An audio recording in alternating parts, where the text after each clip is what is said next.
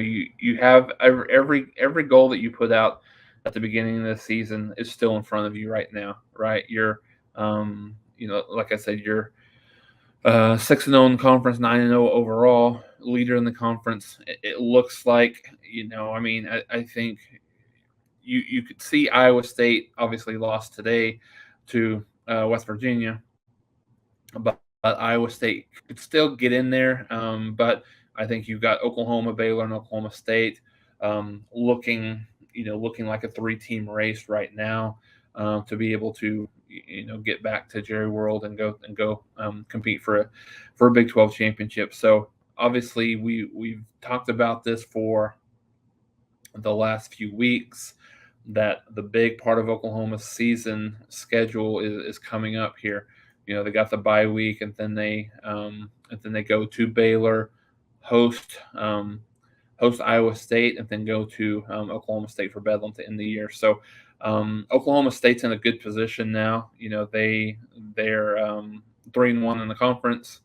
They host Kansas here right now. I think it's starting, so they have an opportunity to get another win.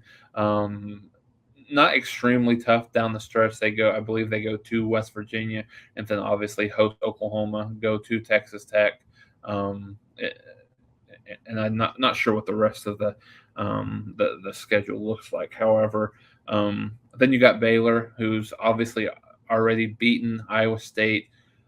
They host, they beat, or they lost to Oklahoma State, I should say.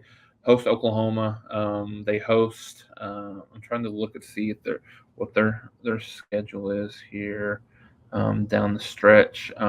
They go to TCU next week before hosting Oklahoma. And then they go to Kansas State. So it will really be interesting the last 4 weeks of the season.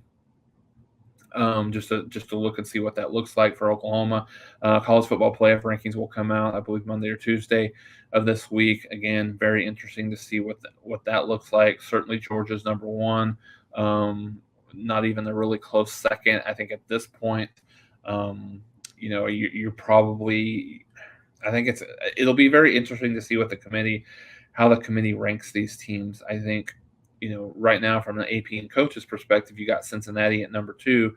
Again, they kind of struggled a little bit today with Tulane, 31-12, I believe was the final in that game. And then you've got Alabama off this week. Ohio State hosts Penn State here in a little bit. You've got Iowa that lost out of the Big Ten as well. So I think that'll be interesting to see. Very interesting to see where does Michigan State rank with being 8-0, and that big win, that big comeback win that they had today as well. So I think it will be interesting to see what that ranking looks like. I mentioned last week when we.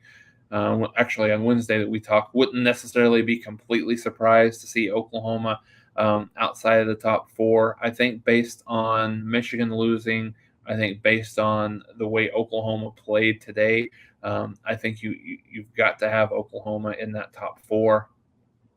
Wouldn't be surprised to see them.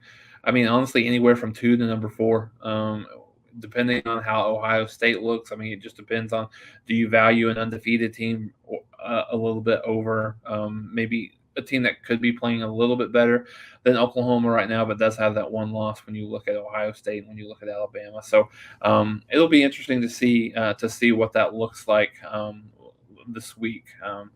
Very interesting looking at that. So from a national perspective, any questions there or comments there? And then the home stretch for Oklahoma, maybe if you want to talk about the Heisman stuff, I think that'll be interesting. I think you've got when you look at the pecking order of the Heisman right now, you certainly have Matt Corral probably number 1. You probably have Bryce Young number 2. I would guess that Kenneth Walker III, after his dynamic performance today, I should say, against Michigan, almost 200 yards rushing, 5 touchdowns, scored every touchdown that Michigan State scored today. So I think he'll be moving up a little bit, maybe possibly into that top 2, depending on what happens. I think just how Texas has lost, Bijan Robinson, I think, only had about 40 or 50 yards rushing. I think he's, conceivably out. So I think Caleb Williams is probably in that. Kenny Pickett is another guy that has been up there. They had a pretty good game today, almost 500 yards passing, but did throw 2 interceptions. So I think, it'll be interesting. I think Caleb Williams can get himself into that top 5, top 4 or 5 right now. I think you can a solid argument, 14 touchdowns, 1 interception on the season. So